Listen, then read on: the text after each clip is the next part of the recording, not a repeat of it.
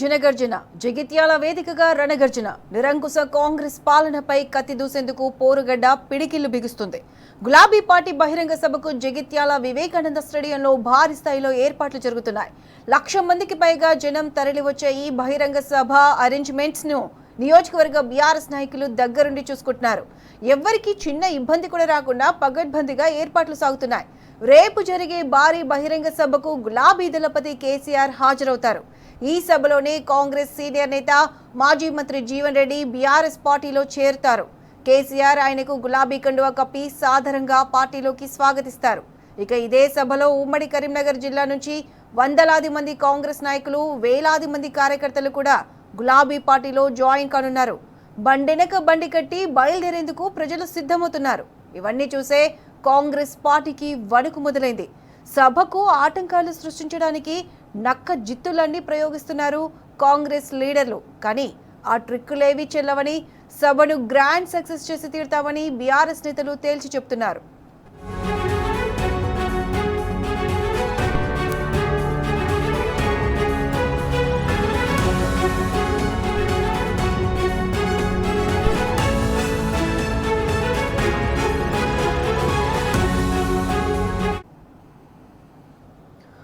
జగిత్యాల వివేకానంద స్టేడియంలో బీఆర్ఎస్ సభకు సంబంధించి పూర్తి అప్డేట్స్ మా ప్రతినిధి సందీప్ లైవ్ లో అందిస్తారు. సందీప్, చెప్పండి, రేపు జరిగే జనగర్జన సభకు ఏర్పాట్లు ఏ విధంగా కొనసాగుతున్నాయి? పూర్తి అప్డేట్స్ ఏంటి? ప్రత్యూష, దాదాపు ఏర్పాట్లు పూర్తయ్యాయి. జగిత్యాల పాత bus stand mini stadium Vivekananda stadium వేదికగా సభ కొనసాగబోతోంది. నిమిషం కూడా ప్రజలంతా ఉత్కంఠగా ఎదురు చూస్తున్నారు.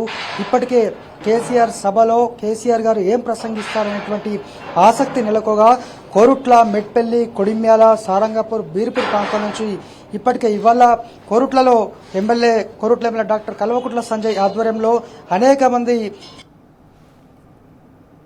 బీఆర్ఎస్ తీర్థం పుచ్చుకున్నారు. రేపటి కేసీఆర్ సభకు వరంతకూర్, కొడిమ్యాల్, మల్యాల్ మండలంతో పాటు 3 నియోజకవర్గాలు అంటే ధర్మపురి, జగిత్యాల, కోరుట్లతో పాటు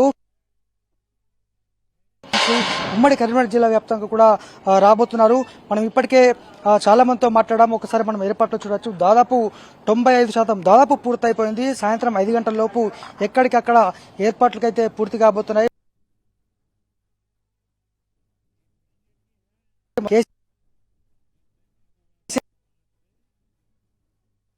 ప్రాంతంలో టెంట్ ఏర్పాటు చేయబోతున్నారు. అలాగే కేసీఆర్ ప్రసంగం పైన సర్వత్రా ఆసక్తి నెలకొంటుంది కాబట్టి